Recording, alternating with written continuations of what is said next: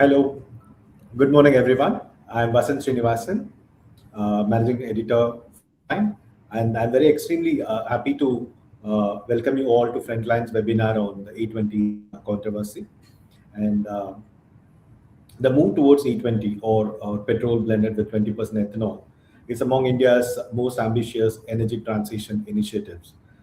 And the government has presented it as a win-win policy, one that enables or rather reduces dependence on imported crude oil and cuts carbon emissions, improves farmer income by developing a very vibrant market for agricultural produce, and of course, strengthening our energy security. But yet, with as many public policies, the story is very complex. Supporters of E20 see it as an essential step towards cleaner fuels and greater self-reliance, economic self-reliance. But critics do not really agree, and they ask questions like, is ethanol really as green as it is made out to be, and whether a country like India can afford to kind of divert scarce water towards growing fuel, whether it will kind of change up its agricultural priorities, whether the consumers and automobile companies are ready for this transition, and perhaps most importantly, are we trying to solve one problem by creating another one? And these are not merely technical questions. They lie at the intersection of our energy security, agriculture, economics, public finance, and environmental responsibility or ecological sustainability. And that is precisely what we're going to unpack in today's session. And to joining us today to kind of do this, I have three eminent panelists with me, and I'm extremely happy to welcome to the show Mr. Raghunandan from the Delhi Science Forum, Mr. Shamashish Das, who is an energy expert at the Center for Social and Economic Progress, or CSEP, and Mr. Charit Konda, energy specialist at the Institute for Energy Economics and Financial Analysis. Uh, as we roll into the session, I wanted to tell our viewers that at the end of this, we'll also open the floor for questions, and you can write to us, and ask these questions to these panelists, and we'll try to take as many questions as possible, and which will basically like make it more lively. On that note, let me first put my first question to Mr. Shah. Mr. Sham, if you have to briefly explain to an ordinary citizen why India adopted E20, and what would you say is the strongest argument for it, and what is the biggest weakness? Okay. Uh, First of all, thank you for having me here. Um, so, as we know that India is dependent on crude oil import to meet its primary energy demand, particularly to kind of run our transport systems, both road transport, shipping, and aviation. So we import around 80% of crude oil to meet that demand. Now that actually leads to you can say uh, spending of a lot of forex to buy that amount of crude oil. Okay, and then when you are importing and when you have to spend forex, there is also you the as an economy, you get exposed to crude oil price, international price volatility, also associated with changes in the US dollar denominated prices actually. So crude oil in the international market is essentially sold in US dollar terms, and so India has to then spend a lot of US dollars, and there is also, as we see, that our currency is also depreciating with respect to US dollar. So that means we spend a lot of rupees to buy a certain amount of crude oil to meet our demand. Now, that actually has engendered the interest of the government, I suppose, to reduce the crude oil demand. How? By substituting with biofuel. Okay. And here, actually, when we are talking about substitution, we are talking about petrol. So E20 is a kind of petrol where you have 20% anhydrous ethanol by volume blended with pure petrol. Uh, so the logic is, with this 20% substitution with ethanol, the requirement for petrol, pure petrol, will come down, and that will translate to reduced demand for crude oil. So that is the logic for kind of blending. There is also an environmental aspect. Again, that is a bit debatable. That if ethanol is sourced from sustainable food crops or sustainable sources like agricultural residue, waste oil or fats, that will actually reduce the dependence on fossil fuels, and that will actually reduce the greenhouse gas emissions or the carbon footprint of our transport system. But that depends on what kind of sources we are actually using to produce ethanol that is blended in the petrol. So these two are the main pillars of the rationale to blend petrol with ethanol. Now, you asked about the weakness. The weakness is, currently we are dependent on molasses, which is produced from sugarcane, maize, and rice to produce the ethanol. And these are ultimately crops, actually food crops, and these are actually water guzzlers. Just to give an estimate, to produce 1 liter of ethanol, uh, you require 15,000 liters of water if that ethanol is produced from sugarcane. So to produce 1 liter of ethanol, you require 15,000 liters of water. So that actually indicates the water stress, the possibility of water stress in future, right? For maize and for paddy or rice, it is lower, but it's still high. Like, to produce 1 liter of ethanol, you require uh, n higher times of your water, actually, to grow these crops. There is other weakness, which is the lower energy content of ethanol.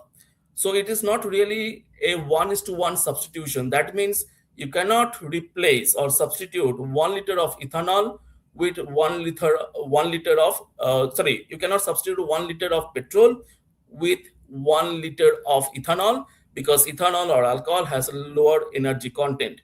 So that's why there is also a drop in fuel economy or fuel efficiency of the vehicles. And it is reported that for cars, the drop in fuel economy is around 7%, and for around 4%, and for two wheelers it is around 4%. uh, so that means that with 20% blending, you are not able to reduce 20% reduction in petrol demand.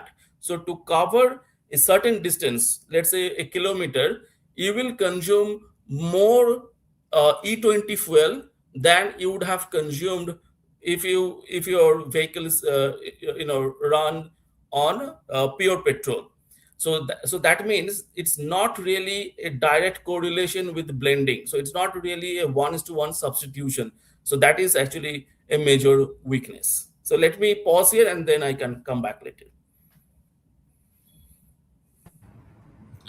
Sure. Thanks for that. And my next question is to Mr.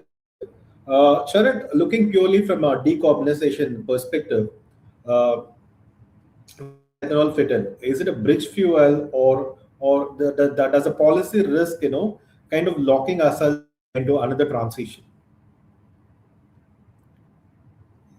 Thanks, Vasant. Yeah, I think that's a debate at the center of all this issue, whether ethanol is a long-term sustainable decarbonization solution, or is this uh, just a temporary bridge kind of a fuel. So I would say we are somewhere in between. So in that sense, that is ethanol the really best option we do have to decarbonize our transport? In my opinion, may not be. Although I think it has a role to play, maybe at 10% or or maybe 15 or 20% if it is done correctly in displacing crude oil consumption. But I would say there are better options. If you think of electrification, I think that is far more energy efficient, less of energy loss, and immediate plugging in of renewable energy as the grid converts to more of greener, clean energy sources. So it will be definitely electrification has better edge when it compares to ethanol use. Even in ethanol, what kind of ethanol are we using? Are we using high crop based, food crop based ethanol, or are we using third generation or second generation ethanols which are from the crop residue rather? So all this matters, and although ethanol has some advantages, definitely even in the current form, it reduces tailpipe emissions, but at the same time, it has disadvantages in terms of reducing mileage or fuel efficiency in that context. And also food versus fuel conflicts will arise with water and food crops being diverted into this. So there is a, I would say there is a lot of confusion in the market right now in terms of when it comes to investors as well as consumers as well. So if I'm buying a vehicle right now, I'm thinking of using it for next 15 years. Which vehicle I would buy? Should I go for a diesel engine, which is again put through a lot of regulations in terms of pollution control and is much expensive now to own a diesel engine, whereas petrol is going through ethanol blending or flex fuel vehicles that are coming up. Then there are hybrid options between electric and internal combustion engines, and then there are pure electrics. And within electric, what chemistry of battery we do with trusting. So there is a lot of confusion in the market. Coming back to your question in one sentence, if I say, it's not very clear whether ethanol would be a long-term solution. It doesn't appear to me.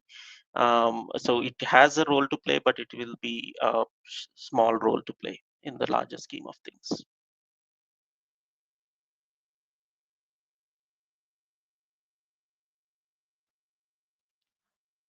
Vasant, I think you're on mute.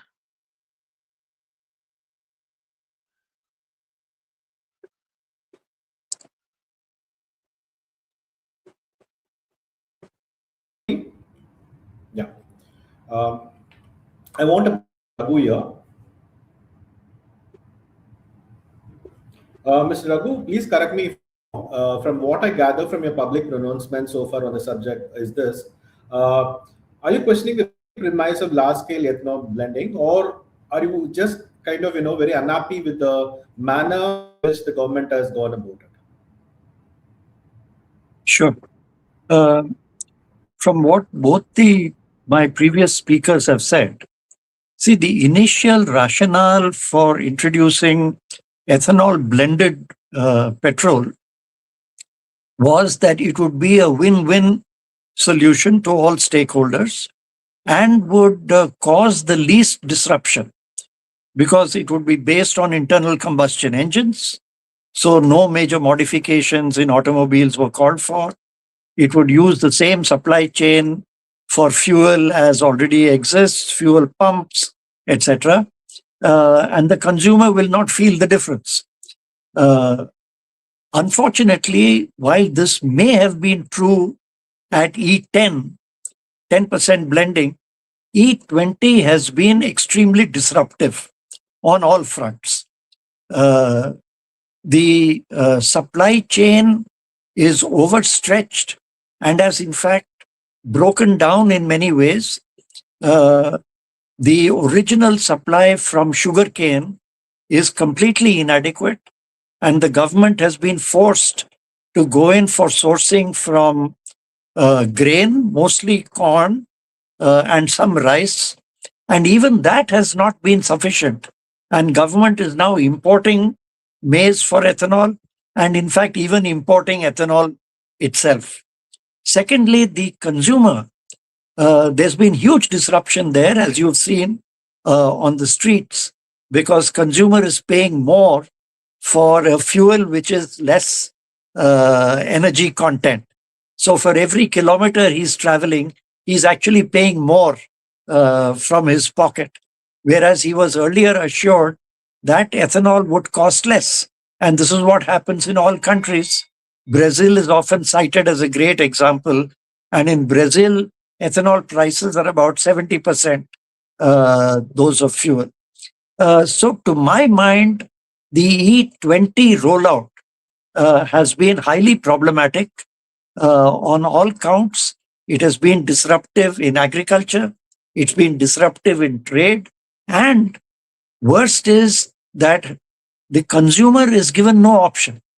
In Brazil, you have got E27 and pure petrol and pure ethanol, all available at the pump. In India now, the consumer has no choice. E20 is forced down his throat, price is determined, so he's a loser. The main winner in this entire process of all the stakeholders are the distilleries, because they are given administered prices which are good for their pocketbook and for their bottom line. So they are gaining, but the consumer is losing. So I'm afraid that the logic with which the government started has completely been overtaken by the realities where everything is now working against the policy of E20 rollout. I will deal later with the issue of whether or not it is a sustainable long-term solution, which I believe it is not. And I also believe it is not a sustainable transitional fuel to what is known to be the future, which is electric automobiles.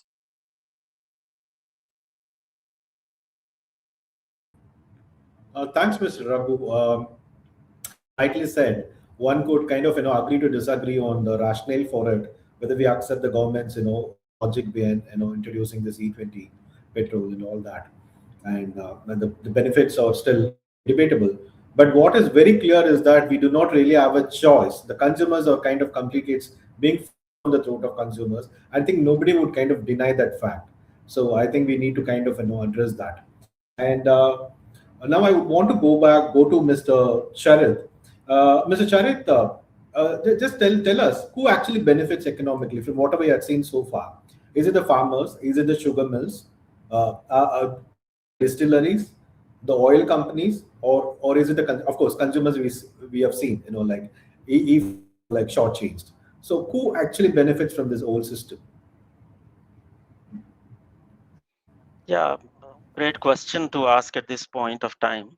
So certainly the initial premise what was the government, some of the officials in the government right now, if you go back in time, they have promised ethanol blending will reduce the price of petrol for the end consumers. But unfortunately, we haven't seen that happening. In fact, it became a double whammy for the consumers. The ethanol blending issue came at a time when the West Asia crisis happened, and the petrol prices or the fuel prices at the pump have increased considerably and in many states. And also at the same time, the ethanol issue has come in, which affected the fuel efficiency. So it looked like a double whammy for consumers. So price increase and mileage decrease, or for the less fuel that you are getting. So in fact, consumers didn't gain, and some of the initial reports are showing that even farmers or the produce manufacturers haven't gained, and it looks like distillers are the only ones are gaining. If you take the reports and then see the price, some of the even parliamentary responses have indicated price of procurement of ethanol around 70 rupees or 75 rupees per liter. So at that price, looks like the distillers are the only ones, unfortunately, gaining out of this. So the economic question we need to ask is, if it is truly a sustainable solution, who should pay for it? That will answer the question of who should reap the benefit of it. So I will leave it up there. Yeah. Thanks, Charit. My next question is to Mr. Raghu, and I think this is more a follow-on question because like many people see more than being a fuel policy. an industrial policy aimed at satisfying the sugar sector rather than a climate policy. Is that a fair comment to make? Vasant, could you repeat that question a little louder, please? Sure. So, as I said, this is basically a follow-on question. Like it flows from what Charit just told us. Who is the actual beneficiary in the whole scheme of things? And Yeah. and many critics say it's more than a climate policy. This is an industrial policy aimed at the sugar mills, because at this point of time, at least till a, till a little while ago, the sugar mills were the only ones who seem to be happy about it. But now we are also kind of hearing that there is distress signals coming from the sugar mills as well, because apparently the ethanol offtake from them is kind of is coming down, and the government may look at other options for various, some of them purely political actually. So my question to you is that is it a fair criticism to make that this is not a climate policy as such? It is not actually kind of aimed at. Of course, there is economic rationale about reducing our spending on forex and all that, but this looks at this point of time looks more like an industrial policy aimed at the sugar mills. Is it a fair comment to make? Yeah. Yes, I think it is. I'll answer this in two parts. The first is with regard to the who benefits question. I had already sort of prefaced my answer to that. I believe that of the three major stakeholders, going by the initial logic of E20 was to reduce the import bill on petroleum for the government. There, the government has gained, although net, if you look at the imports, they have gained on imports of petroleum, but imports of corn for production of ethanol, imports of ethanol itself, both for fuel dosing as well as for industrial uses, have gone up. So there's a bit of a loss on those counts as well. The farmers' question, government often touts that farmers are gaining from this. The consumer is paying more for the fuel because the farmers are being paid more. All evidence seems to suggest that farmers are not gaining anything from this. If you look at cane sugar, which was the earlier main source, the farmers are still getting the same support price that they were getting earlier. They are selling those to the sugar mills. The mills are gaining money because the ethanol is being sourced from them. The farmers are not getting anything extra from that. Corn, with now a new source of income opening up, initially corn prices went up, but now corn prices have stabilized. Corn supply is inadequate to supply ethanol. India is importing corn from being an exporter of maize. Large imports of maize are also depressing the prices. And evidence shows that the mandi prices for maize are less than the minimum support price that the government gives, which means farmers are not benefiting at all. Once again, we are back to the consumer who is losing, and the distillers are gaining because in anticipation of all this, they have built up capacities. And today, India has about double the capacity for production of ethanol than it requires. We are actually using about half of the production capacity there. So the distillers are actually pushing the government to increase the blending from E20 to maybe E27 or higher. So that's one side of it. In terms of the environmental issue, I think there is little doubt that the long-term environmental prospect is for electrification of transport. Hydrogen is a very distant call because there are all kinds of supply chain issues and so on. Electrification is the call. In fact, the government and even the minister who has been the biggest champion of ethanol was pushing for complete electrification of automobiles by 2035. That has been pushed a little bit now, but that's the direction in which we are going. So whatever you do on ethanol, it's a policy that's going to be with us for maximum of 10 years. We are already heading rapidly to electrification. I think automobiles, I was reading this morning, about 12% of cars are now, new cars are electric. Delhi has announced an electrification policy which does not include ethanol anywhere as a transitional thing. It's going straight for electrification. So, internal combustion engines are the technology of yesterday. Electrification is the technology of tomorrow, and ethanol is not going to last long. And we might as well prepare for the longer haul than looking for any transitional fuels right now.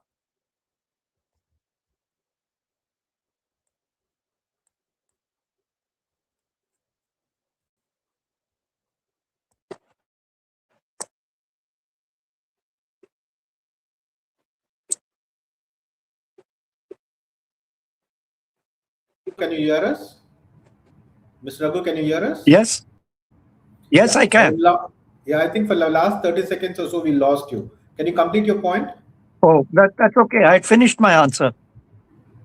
Okay. Fascinating insights. Thanks for that. And from whatever you have just told us, it looks like this E20 policy has ad hocism written all over it. So it looks very temporary, very piecemeal to me. And my next question is to Sham, which again is a spin-off of the question that I asked you, and which you kind of answered brilliantly. Sham, is there a better way of supporting farmers without trying agricultural policy to fuel policy?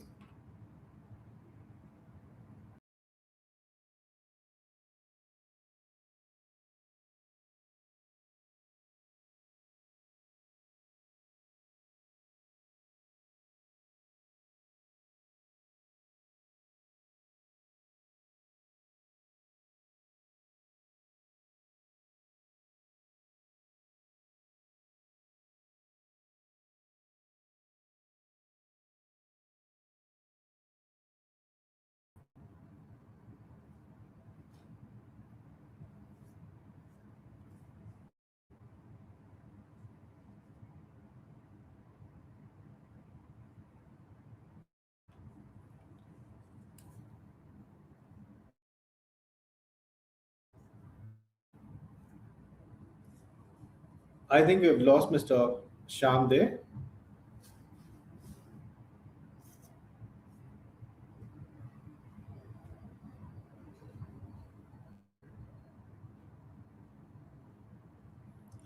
Mr. Sham, can you hear us?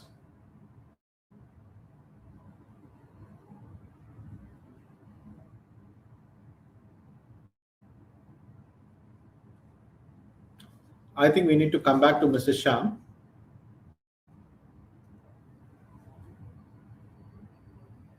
Okay. So we have a bit of an audio problem with Mr. Sham. So probably we can just go back to him once. Okay. So Sham, can you hear us now?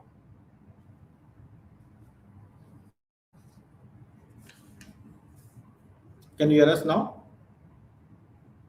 Yeah. Unmute yourself.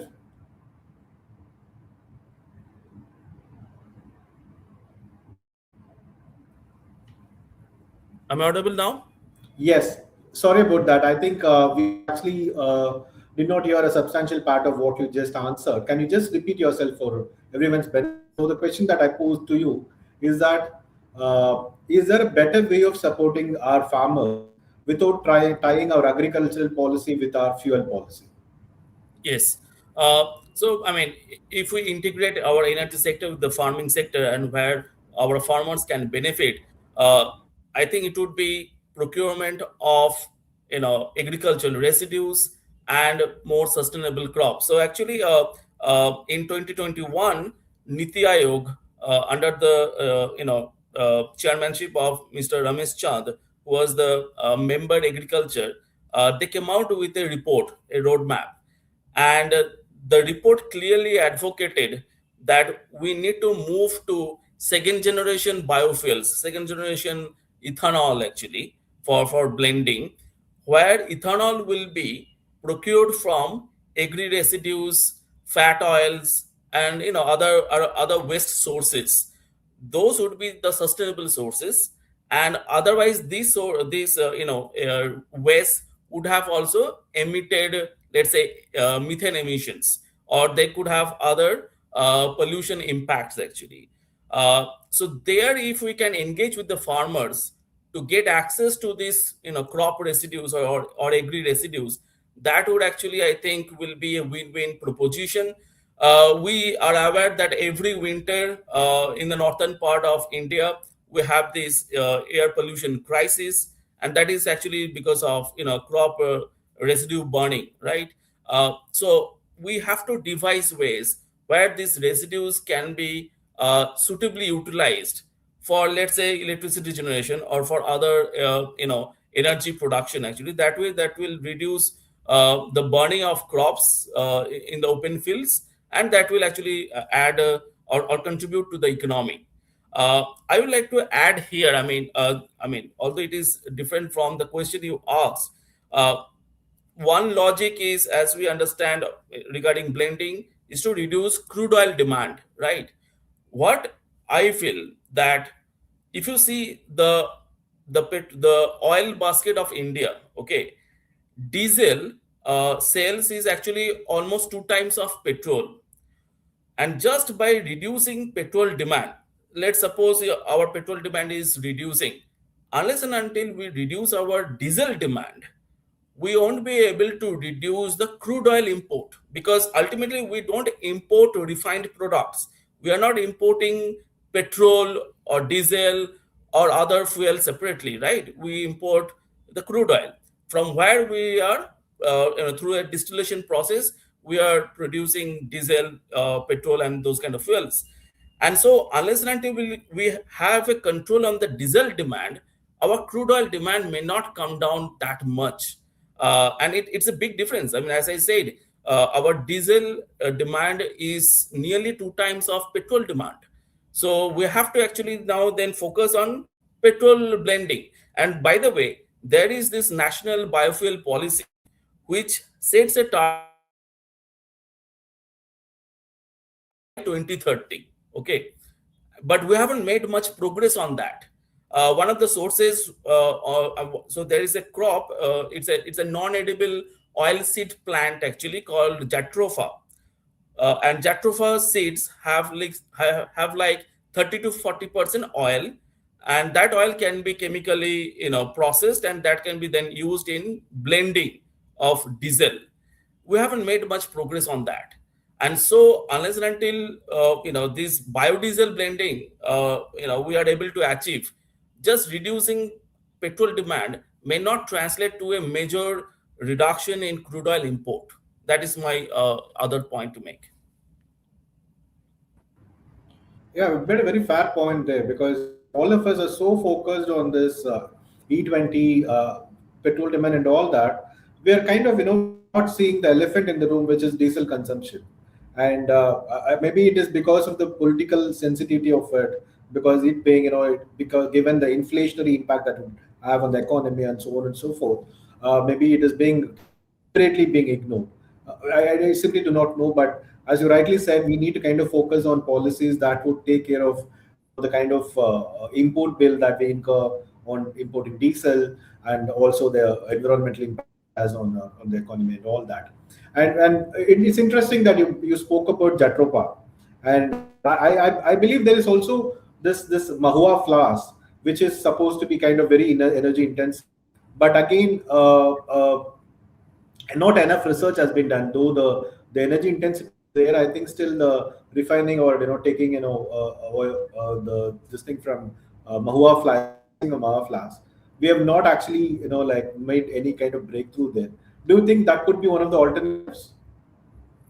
Could be. The other issue is actually the fuel system in a diesel vehicle is far more sensitive to the quality of diesel which you are actually using. Uh, and that's why if we are not able to achieve the required grade of biodiesel, the diesel vehicles may get impacted. So that is one aspect we have to address. I mean, the same concern is appearing in case of petrol vehicles, but in case of diesel vehicles, my understanding, the concern is even is stronger actually. And also, I think unit economics is not helping, as you mentioned. I mean, there are other alternatives, but ultimately everything boils down to economics, right? Unit economics. So in that case, biodiesel is not really able to be competitive compared to diesel, because diesel anyway is a cheaper fuel compared to petrol actually, right? And as you said, it has this inflationary pressure on the economy because it runs the economy in a way, like as I said, uh, you know diesel sales is more than 2% of petrol. So that means the price of diesel is like very sensitive to the inflation of the economy. So I think for all these complexities, we haven't made much progress on biodiesel blending.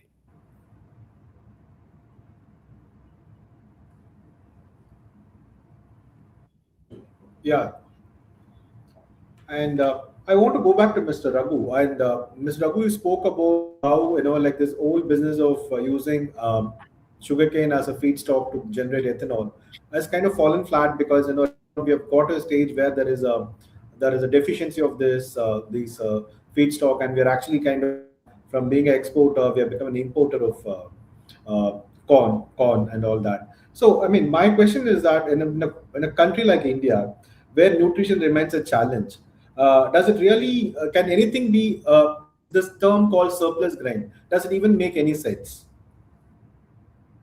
Absolutely. I think that is a crucial question. And this is also the question you raised and discussed with my previous speaker, which is in looking at what farmers can do. Um, I go back to what the then uh, head of the Food and Agriculture Organization said almost 20 years ago, which is land should be for food and not for fuel.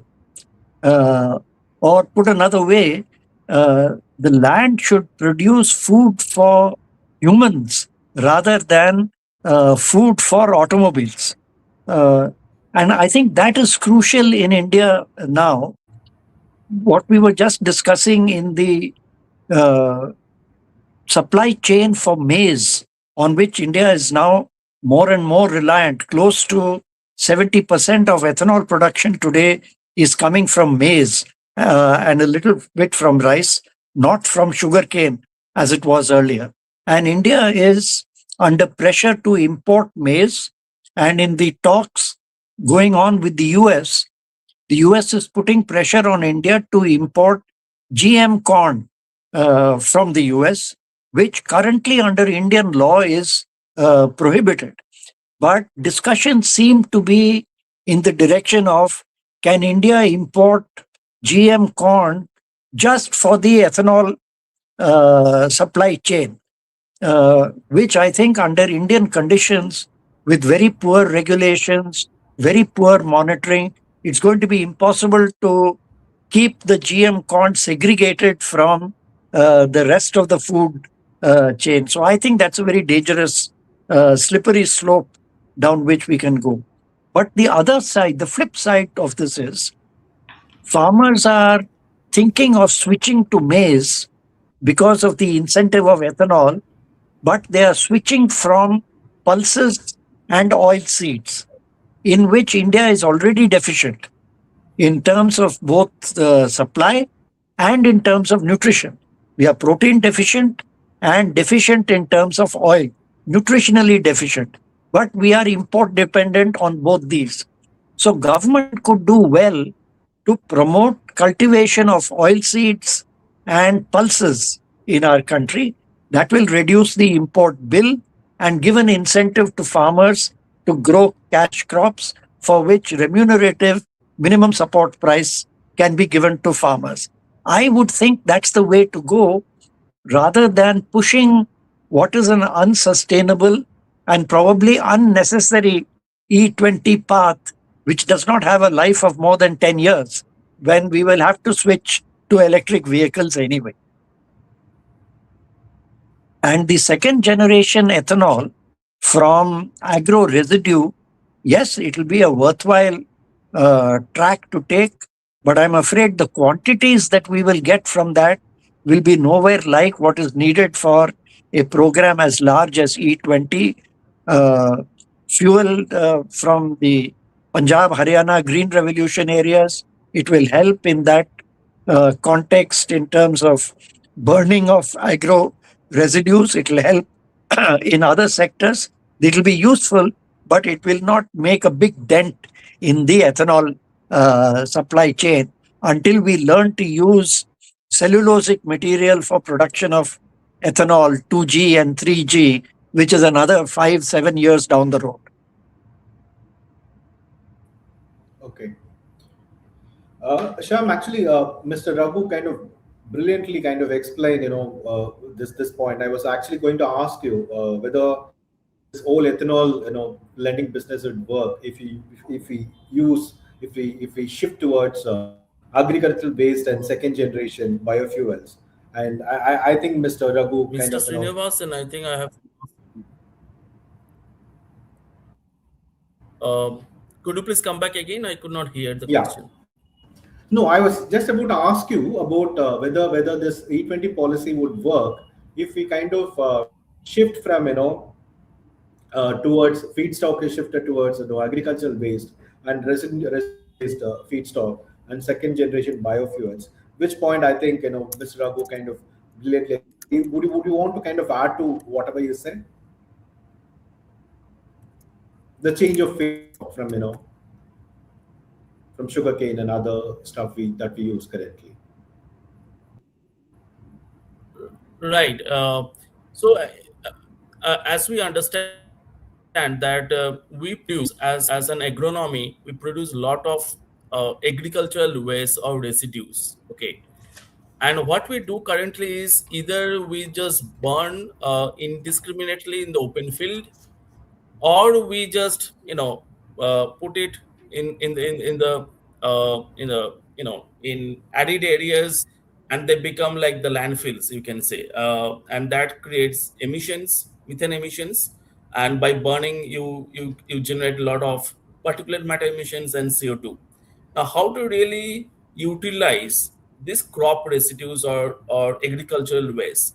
I think that should be our foremost target as of now, because that will solve one, your air pollution crisis, your emission crisis, and second is you can get something out of that in terms of, let's say, energy. By the way, when we are talking about sugarcane, uh, it's an old practice that the bagasse which you produce, that is the sugarcane waste, you can actually use it to generate process steam that can be used in the industrial application, in the industrial processes, and also you can generate electricity actually. And this has been done for ages. So bagasse has been, I think, duly utilized.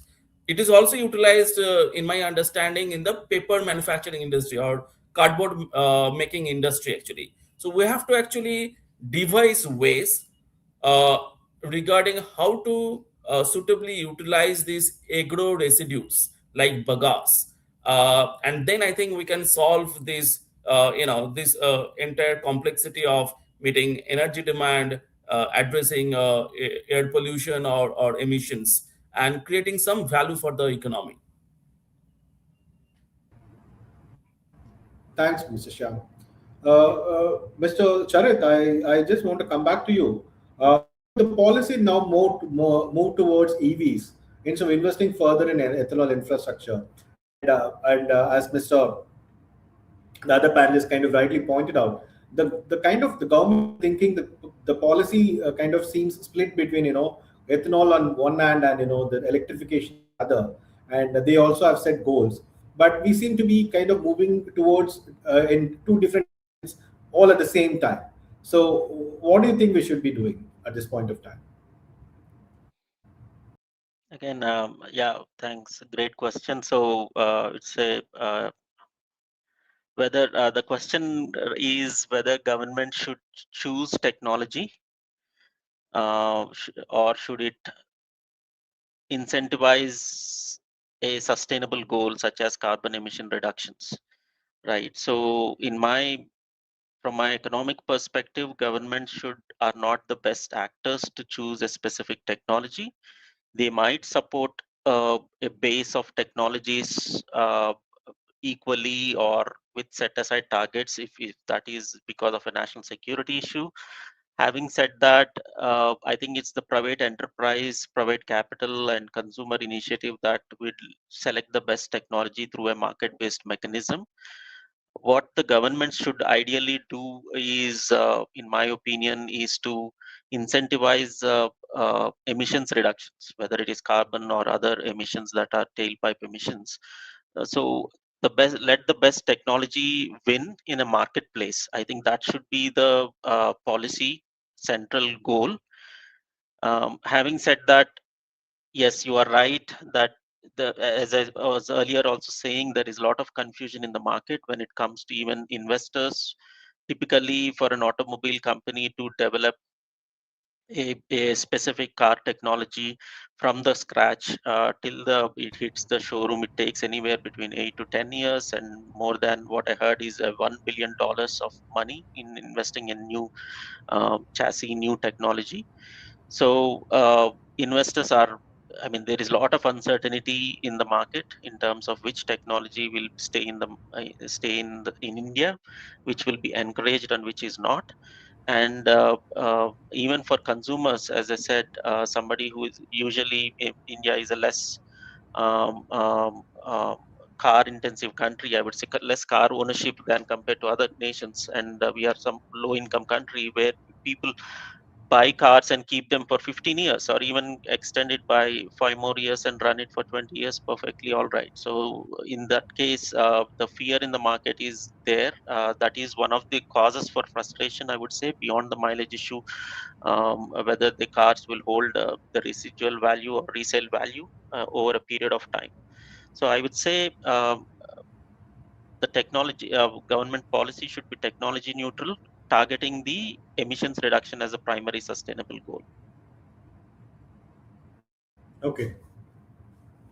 Okay. So before we move on to the open the floor to questions from the viewers, I just want to go back to each one of you and kind of I would like you to summarize your take on the whole E20 debate and the E20 policy as such.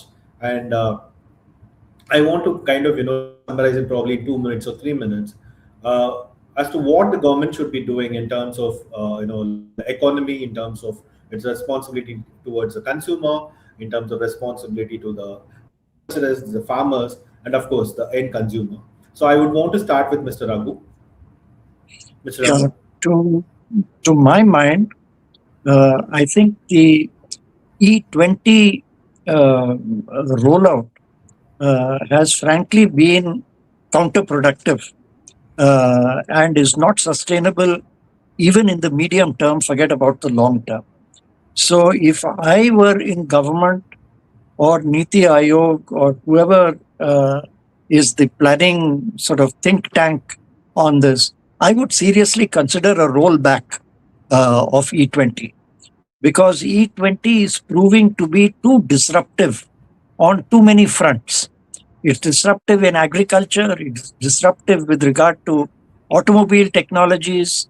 It's proving to be a problem for automobile owners. 70% of whom in Delhi, for example, or the rest of the country, use vehicles made before 2023, which are not compliant with E20 alcohol, and so are, in a sense, victims of this policy and involuntary victims. They are compelled to be victims of this with no way out. So I would seriously consider a rollback. If a rollback is, for whatever reason, political or otherwise, not considered feasible, at least allow sale of 100% petrol in all pumps and leave the choice to the consumer. Reduce the price of ethanol, blended petrol, to about 80% of petrol prices so that it truly reflects the energy content of the fuel and the petrol is there, and let the consumer decide which is better. I'll go back to the Brazil example where all types of fuel are available, from E27 to pure petrol to 100% ethanol.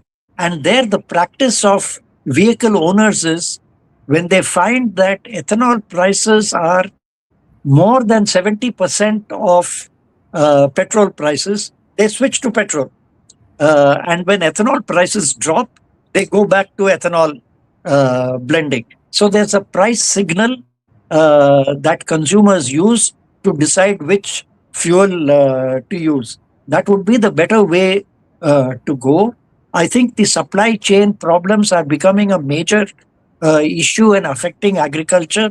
That should be addressed by encouraging a shift not to corn or maize for ethanol, but to oilseeds and pulses with remunerative prices, which will redress the problems in agriculture. And whatever ethanol we have or are producing or in the pipeline can be used as fuel in multiple ways in different applications that is there. We don't need to keep expanding the fuel option for those because I think that's run its course.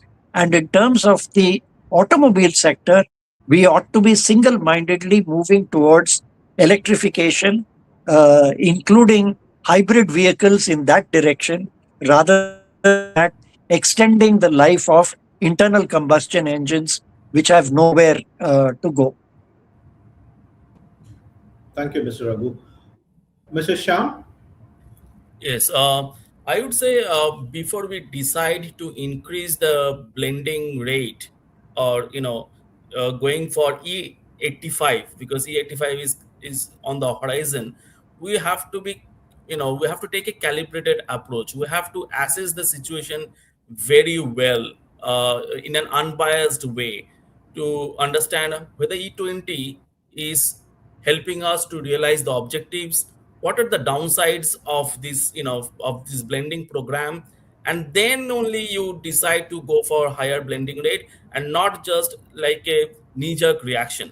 The other point is, we are already aware of the water stress, the land stress. As I mentioned, to produce 1 liter of ethanol, you require 3,000 liters of water if you procure from sugarcane. It's more in case of rice, if you are producing ethanol from rice. So that means we will be facing a water crisis if we increase the blending rate. So instead of giving these mixed signals to the industry that there is this flex fuel engine possibility, there is this hydrogen fuel possibility, there is electric vehicles, hybrids, I think government has to really develop a mid to long term roadmap. Otherwise, we will be taking different directions.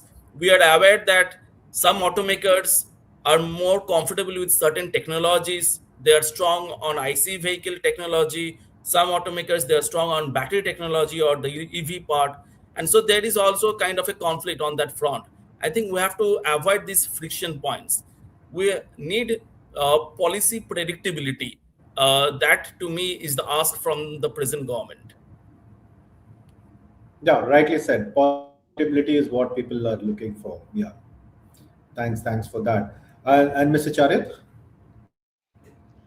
Yeah, quickly I make some few points. So going forward, I think we should definitely scale back on the ambitions of increasing ethanol blending. Let us let the government give some time for the market to adjust and then assess this policy, because of the sheer opposition on the streets for this is quite overwhelming. We don't know what will be the impact on the cropping behavior of the farmers or the water usage. Some of this has to be taken stock of, including the technology clarity in the minds of the people, in the government as well. So in the short term, perhaps what we can do to increase the confidence of people and build back the trust in the policy making is to implement some trust building measures, such as increased fuel quality checks, reduce the intensity of what do you call the quality in poor quality in the fuels. So we have to ensure that that is there. And more than anything else, I think consumers should have a fuel choice. That is something that I strongly believe in. This all could be materialized if we move to a market-driven fuel prices. Today, if almost 45 to 55% of the retail price of petrol or diesel is of taxation, and these are administrative prices. These are not market-driven prices at all, and that pricing signal is definitely missing in the market.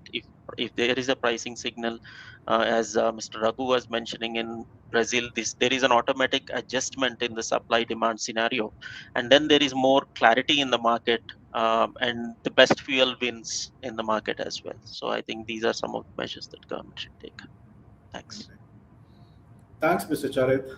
And I think we can open the floor for questions. And as we are speaking, I'm just checking out some of the comments, some of the queries. And surprisingly, on our own, I think many of these questions have been answered. And yeah, there is one specific question that one of our readers, viewers, posed to Mr. Charit. Again, this is answered, but I think still it is worth again taking up again. So this reader, this viewer called Sanvi, wants to know what is important. Is it important to solve food-related problems first, or is it important to solve energy-related problems first? So, Mr. Charit, would like to take that question? Yeah, I think it need not be one or the other issue, right? Food has its problems that could be definitely, separately addressed, and energy could be another problem. This is where ethanol kind of combines that food versus fuel conflict. It's not new in India. It happened in the US. We have seen how corn prices have increased 15 years ago, 20 years ago, when US EIA, EPA kind of implemented the ethanol blending program. So this is definitely ethanol kind of combines these two. But if you remove ethanol out of the equation, or make ethanol move to second generation or third generation technology, these two are could be different problems. Of course, land is used even for solar plant. Either you're putting a solar plant or you're growing rice. That conflict will be there. But having said that, we see more renewable energy plants coming in arid regions in the west, like in Gujarat and Rajasthan, to some extent in forest areas in Tamil Nadu for wind.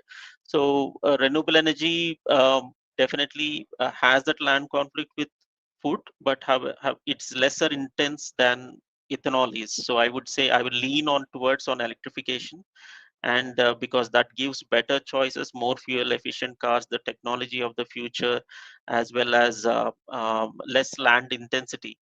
Here I would like to give one figure that one of my analysts have done. So to run uh, one full year of EV, it requires the energy required from 1 hectare of solar. It requires 817 hectares of maize to grow to generate the same energy. So ethanol is definitely not energy efficient. So I would say, yeah, I will pause there.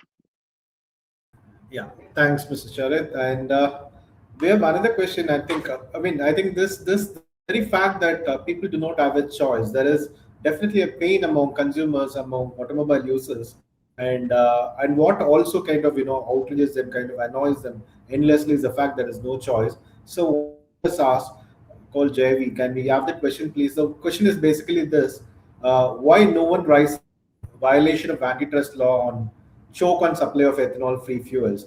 This is something again which we all spoke about at quite at length, but probably Mr. Raghu can take this question.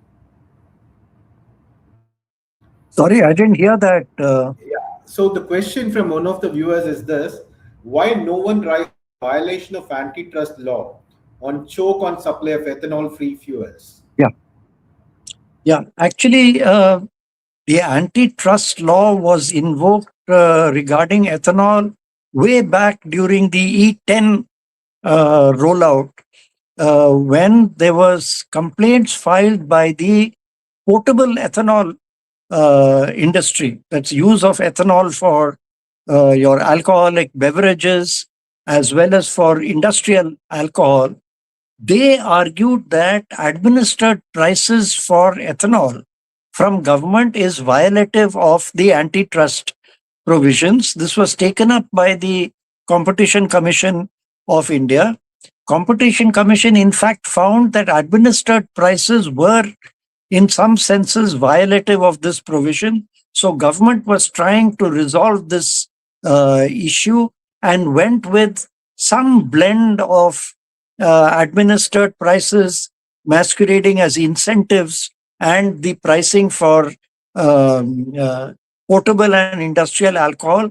That stayed for some time. Then I think the industry had reconciled itself to a market driven sort of balancing between the potable and industrial alcohol on the one hand and the ethanol thing on the other. And gradually the E10 policy pushed the supply chain in ethanol in the sugarcane industry from molasses towards ethanol. So this was tried very early on, but it has not been tried again. I'm not the best person to answer why. Maybe stakeholders have decided it's not worth it, that they are not likely to get a favorable ruling. Yeah. Thanks, Mr. Raghu. And I'm afraid we have run out of time. Probably we'll just take one more question. And probably this question can be answered by Mr. Shyam. And this viewer wants to know whether there was any study done on the effect of E20 before it was E20, the effect of E20 in Indian scenario before it was rolled out. Shyam, can you take this question?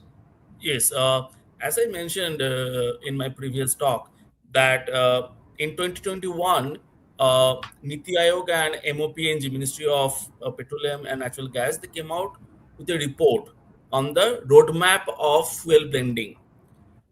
So there they have, somehow assessed the impacts of ethanol blending or even fuel blending in general, actually.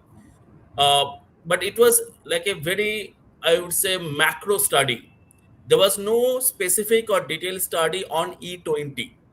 And I think maybe in the coming months or years, we should do this proper assessment. This is what I also mentioned previously, that we need to evaluate the impact of E20, both the positives and the negatives, and then take a decision whether we should go for even higher blending or we should roll back or scale down the blending rate. Because it's not like biofuel is the only pathway to decarbonize or to reduce emissions or to reduce imports. As my esteemed speakers alluded to, we have electric vehicles. Hydrogen may also come up in the near in the kind of mid to long term kind of a timeline, where long distance vehicles can run on hydrogen fuels. Okay, so there are other alternatives. So instead of just banking on biofuel, I think we should take a very calibrated, very cautious kind of an outlook instead of going full-fledged for higher blending.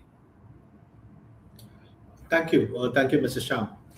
And yeah, to wrap up, see, from what we discussed today, I realized that the E20 debate isn't really about, it's about how India manages the trade-off as a trade-off of an energy transition. Everyone agrees that reducing dependence on imported oil is very important. But disagreement basically starts is who bears the cost. Cost in terms of, is it the consumer, the farmers, or is it environmental degradation, or are these costs being passed to generation? These are the things that need to be questions that need to be answered. And the panel, and all of us seem to agree that it has to be based on evidence, transparency, and lifestyle accounting rather than tailpipe emissions alone. So it's a very broad, complex subject, and this cannot be answered by mere slogan or empty promises. Perhaps the question is no longer whether the tankers are full or half empty. I think that we need to answer is that are we looking at the right tank in the first place? I think that is a question that we need to answer. So on that, we will close this session. Once again, many thanks to our panelists and also those us today. See you soon in another session of Frontline webinar. Thanks once again. Thank you. Thank you.